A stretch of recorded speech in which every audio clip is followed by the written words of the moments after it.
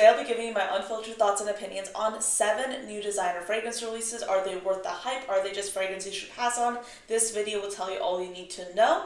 If this is your first time on this channel, hello, my name is Anya. I absolutely love fragrances. I talk about them here every single weekday, Monday through Friday. I also publish additional content on TikTok and Instagram under the username ANECHKAFRAGRANCES. And if you're like me and you're really interested in history, I actually do have a podcast called The Fragrance Report. It's a history podcast. We focus on fragrance history, and every week, every Wednesday, we have a new subtopic in this genre. So if that is of interest to you, definitely check it out on Spotify and here on YouTube. I publish a new episode every Wednesday. Are you someone with a growing fragrance collection? Do you have a lot of samples, decants, fragrances to keep track of? Well, then I highly suggest you check out my fragrance collection log and expense tracker.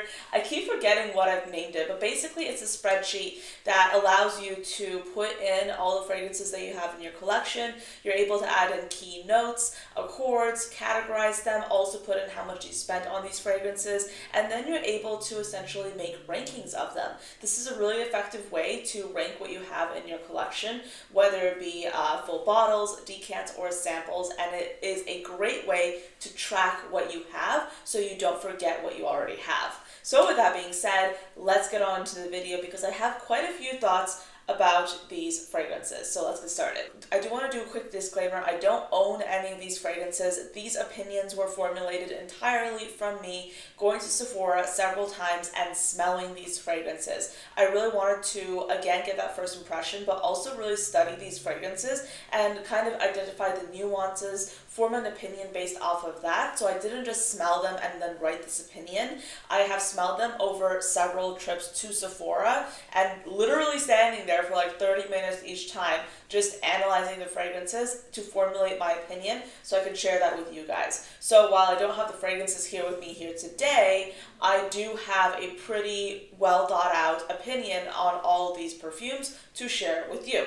So let's start off with the very first one, and this has been getting a lot of hype. So this is Kayali Flora Majesty Rose Royale. My notes say this is a warm, clean musk with soft, powdery florals, kind of a Delina musk without the lychee or rhubarb, and I also thought it has like a kind of tart sweetness. So that sweetness is also present in Delina from Parfums de Marly. Not like a sweet, traditionally sweet sweetness, but kind of like a tart sweetness. So let's look at the notes. This perfume has notes of pear, peach, mandarin, and orange at the top, a mid of rose, peony, violet, and magnolia, and then a base of musk, vanilla, praline, ambrox, super, and vetiver. Now, to be completely honest with you, I liked this fragrance, but when I first smelled it, I knew that there was something familiar to it. I knew that there was something in there that was reminding me of another fragrance, but I didn't identify it as a direct correlation. I was thinking in my head, this reminds me of something. And I tried it again a few days later, and I was like, okay, it's basically giving Delina without the lychee, without the rhubarb. It's kind of like a softer, more musky version. And I'm not saying that to like go out right there and say that, oh yeah, I think Kayali intentionally decided to create a fragrance similar to Delina. I don't think that's the case at all. What was my experience is that the peony and the ambroxan, and I think the general vanilla musk combination, is executed in a similar way to Delina. So if you like Delina, you might like this as well. I enjoyed this fragrance. I didn't necessarily have anything negative to say about it. I thought it was a nice, pleasant scent. But I would say this is for those of you who are looking for a floral fragrance, like a nice, easy to wear floral fragrance. This is giving an everyday fragrance, and I understand that they were going for the Bridgerton theme with the promotion, and I say this with a lot of respect for Mona Katan and Kayali in general. I think they have done amazing things. No matter what anyone says about them, their numbers, like if you look at their numbers, if you look at their revenue growth, is remarkable. I'm saying this as someone who does not really consume them on an active basis. I have Sweet Diamond Pink Pepper. I really love that fragrance, but I don't really have that much else from them. Oh yeah, I have Coconut. I love the Coconut one. They have some fragrances that I really enjoy, and I do think that there's something in the line for everyone, in my personal opinion, but I think with this particular fragrance, it would have been so cool if they had leaned into the Bridgerton theme, but maybe like come out with like a fragrance with like a macaron accord or Turkish delight, something like that, because I don't necessarily get how the marketing aligns with the fragrance itself. And I'm not saying it's a bad fragrance. It's like it smells really delicious. But I've gotten to the point where I have so many fragrances in my collection, I really don't want repetition. And I have fragrances that kind of fit the Delina vibe because they have peony, ambrox, vanilla. I have those fragrances. Like for example, Afnan Souvenir Floral Bouquet. Like that is a fragrance that also leans into that profile. First Kiss Exclusive by B. Laird. Those are just two examples.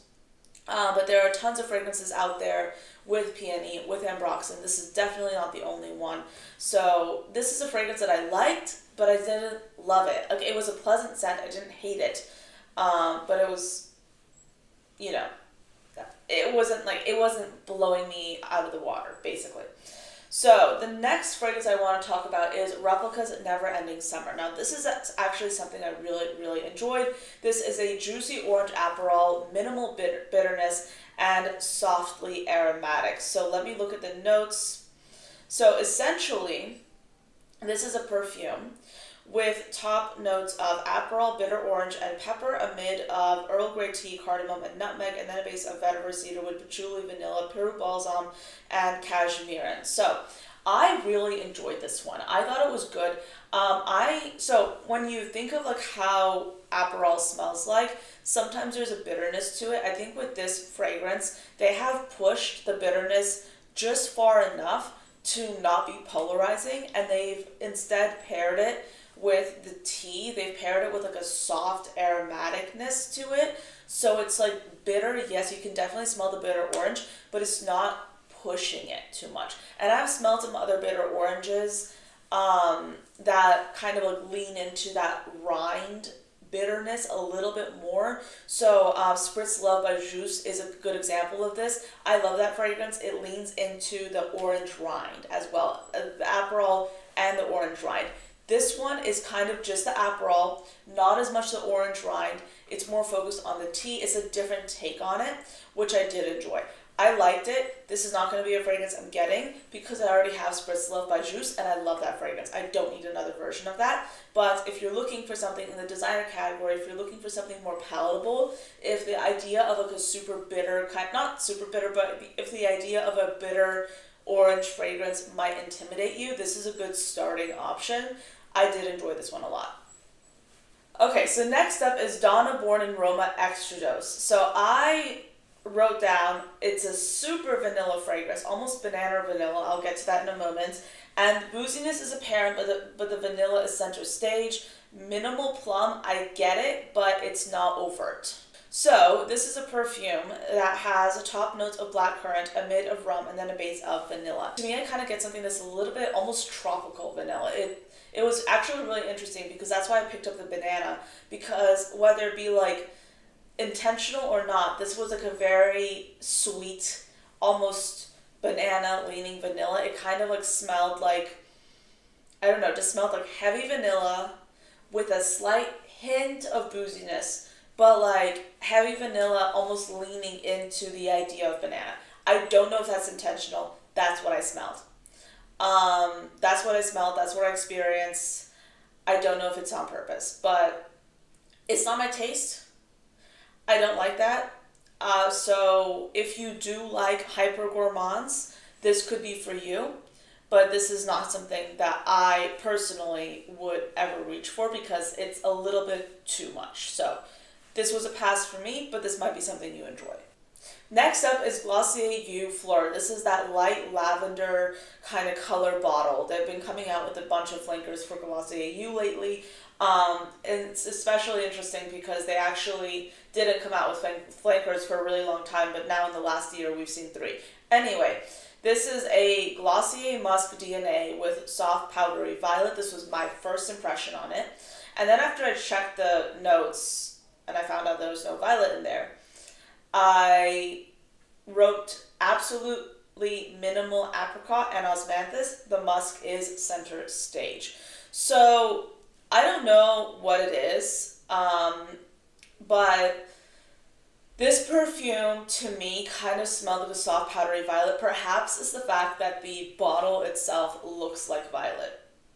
Maybe it's like my brain playing tricks on me, but this has top notes of salt, a mid of apricot, cashmere, and ylang-ylang and osmanthus, and then a base of ambroxan. I smelled violet. I smelled violet, like a soft, powdery, clean violet. It's with the Glossier You DNA. I will say, out of all the flankers, this is my favorite flanker so far. I really enjoyed it because I used to be kind of like in the camp of I just like the original and that's it. Because the other two flankers they released, I enjoyed them. I didn't love them as much as the original one.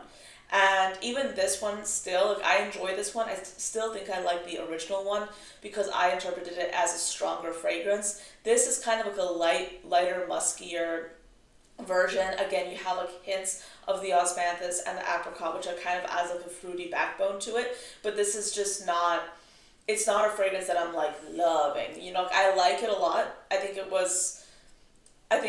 I would say it's a 4.5. I enjoy it. It's not a fragrance I need. I prefer the original Glossier You. I might actually get that one. I really like it a lot. And I smell it. I live in Washington, D.C., so like I smell it a lot on a lot of people, like walking down the street. It's one of the, I would say, the most worn fragrances in Washington, D.C., and I genuinely enjoy that smell. So I don't know, maybe that'll be like my DC era fragrance. But I liked it. I was getting violet. I don't know why violet's not listed. Maybe that wasn't intentional, but that was my interpretation. Next up is a fragrance by Phlur. This is Rose Whip. So I wrote down boozy, slightly alcoholic smelling clean rose with minimal jamminess. The black currant and osmanthus fruitiness develops into the dry down. So this fragrance is a perfume that has top notes of pink pepper and black currant, a mid of rose, osmanthus, and nutmeg, and then a base of amber, cashmere wood, and musk. This was giving like clean rose in the opening, but then in the dry down is like where those like fruity notes kind of developed. I like it. It's not a love. It's not my favorite rose I've ever smelled. So I would say if you're looking for a really intriguing designer fragrance in Sephora, Replicas on a Date is really compelling. I prefer that one. This one is nice. It's like a clean, musky rose. If you like Phlur's DNA when it comes to their fragrances, I think you'll enjoy this. I do want to give an honorable mention to Vanilla Smoke. I've only tested it once. The second Sephora I went to did not have it in store, and like I mentioned before, I believe my whole the way I do this is that I only like to really do full-on analyses of fragrances that I've tried at least twice. And Vanilla Smoke I've tried once. I really like it. There's something about the way they do that vanilla. It's a really compelling fragrance. I will be trying it again, and I will get back to you. But for those of you who might be wondering about my opinions on Vanilla Smoke, I liked it enough to consider buying it, and I might do that. So I really like this fragrance. I thought it was quite compelling. But you will hear me talk about that again. Next up, I have Juliette Has a Pew Pew Miami Shake. I have seen so many negative reviews on this online that I was expecting it to also be like terrible. So my expectations were low when I smelled it, but these are my notes and I'm going to read them to you.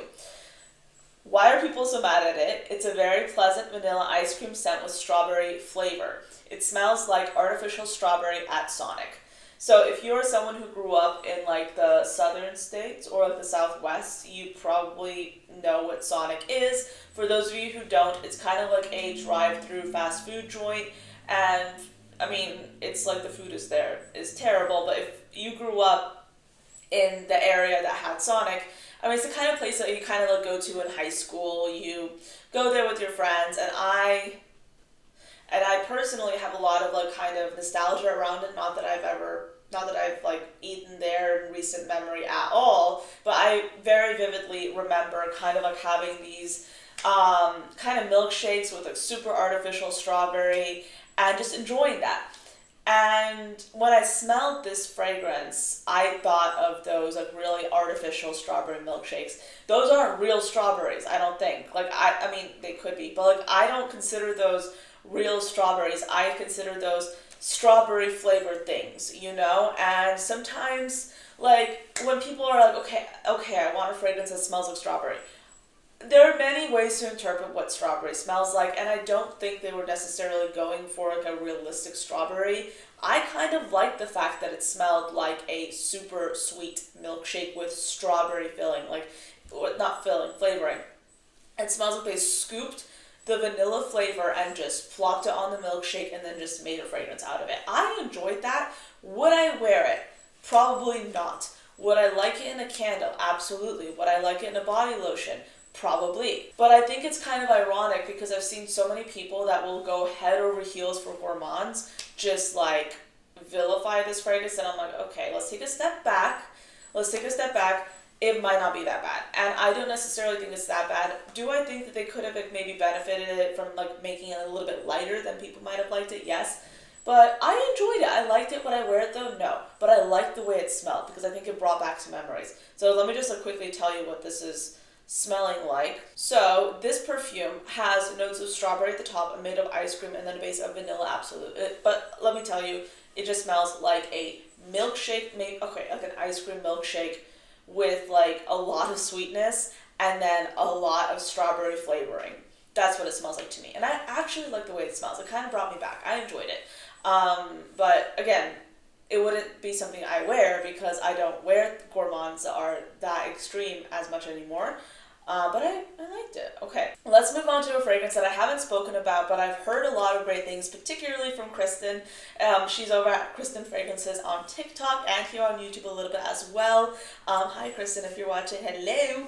But I've heard so many great things about this fragrance from Kristen's content, and I was like, okay, I saw it at Sephora, I was like, I want to try it out. I really like it. Okay, this is a nice one. I looked at the price for like how small the bottle was though, and I'm like, I'll get to it. But this is, here are my notes. If you like Glossier You, you'll like it. It's a warm, clean musk. It's Glossier You musk, but a lot softer with some orris and violet. Delicious, almost lipstick with light fruitiness. So let's look at the notes because there are a lot of notes in here that I want to get to. So yeah, I remember like when this fragrance was first announced, I was kind of like harping on it because I think the marketing copy, they were like, oh yeah, we wanted to make something that everyone will like, we like studied our market, and I'm like, did you though? I can't remember what precisely I said, but I was like super skeptical about that. But this perfume has notes of pear, amber, aldehydes, bergamot at the top, a mid of orris, jasmine, violet, rose, and rosemary, and then a base of musk, moss, and vanilla. I liked it. I liked it a lot, actually. It just smelled nice. It was like it was a fragrance I actually sprayed onto my wrist as I left the store. I enjoyed it. I really liked it a lot. I don't think I'll actually get it though, because I think like $90 for that little tiny, I think 30 milliliter size, to me was a bit extreme.